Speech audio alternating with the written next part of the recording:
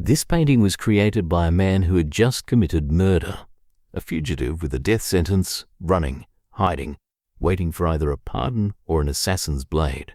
And in 2011, art historians made a shocking discovery about this painting that changed everything we thought we knew. When they analyzed the canvas using infrared technology, they found something unexpected beneath the surface.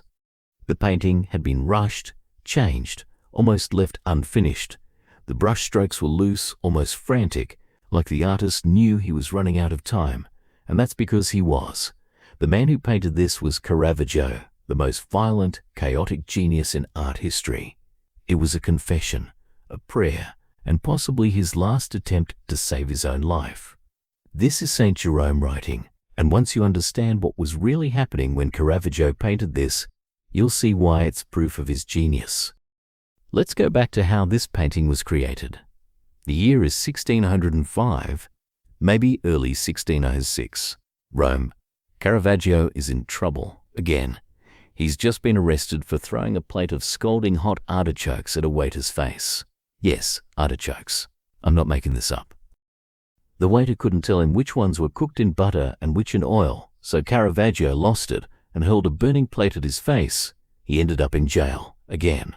Now, normally this would be career-ending, but Caravaggio had something most criminals don't have: powerful friends.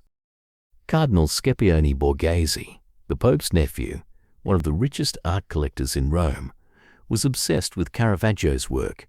He'd been protecting him for years, bailing him out, covering for him. But this time, Borghese made a deal. I'll get you out, but you owe me. Paint me something holy, something that shows you're not just a violent thug. So Caravaggio agreed, and he painted Saint Jerome Writing. But here's what makes this fascinating. Caravaggio didn't paint what they expected. Most artists painting a saint would make them look glorious, triumphant, surrounded by angels and divine light. Not Caravaggio. Look at this old man. He's exhausted. His body is skeletal, skin stretched over bone. His muscles are tired from decades of work. He's hunched over his books like he's carrying the weight of the world. And on the table, right in front of him, sits a human skull, death, staring him in the face. But here's the detail that changes everything. Look at Jerome's hand. It's still reaching for the inkwell, still working, still writing. Even with death inches away, he refuses to stop. Now ask yourself, who is Caravaggio really painting here?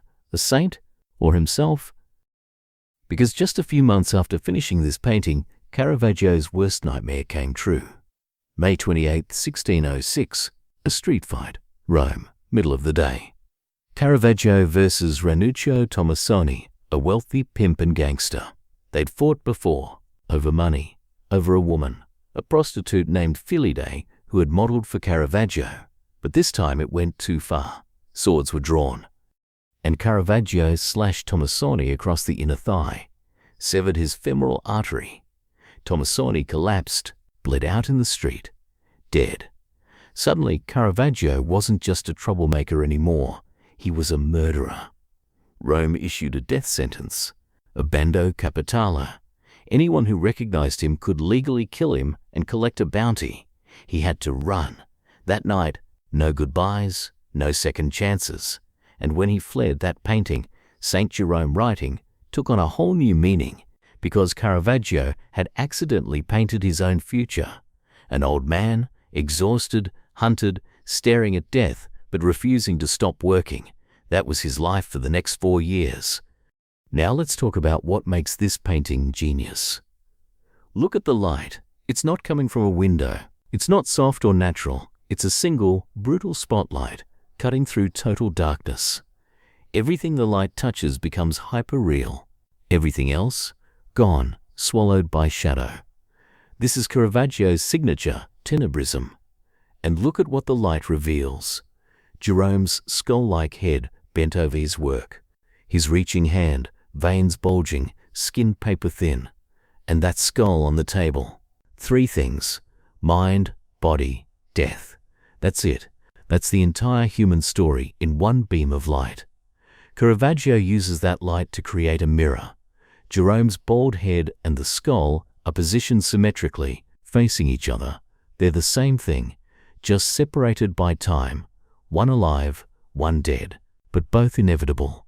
When Caravaggio painted this, he was 34 years old, young, successful, untouchable, but deep down, he knew. He knew his violence would catch up with him. He knew his life was a countdown, so he painted it. This old man staring at death. This scholar refusing to stop working, even as time runs out. After the murder, after he fled Rome, Caravaggio became obsessed with one image, severed heads. In 1608, he painted the beheading of Saint John the Baptist, the only painting he ever signed. He signed it in Saint John's blood. In Salome, with the head of John the Baptist, John's severed head is Caravaggio's own face. In David, with the head of Goliath, painted in 1610, just months before his death, Goliath's dead face is again a self-portrait. He painted himself as the executed criminal, over and over, because that's what he was, a dead man walking. And it all started here, with this skull. In this painting, the skull that stared at Jerome, the skull that stared at Caravaggio,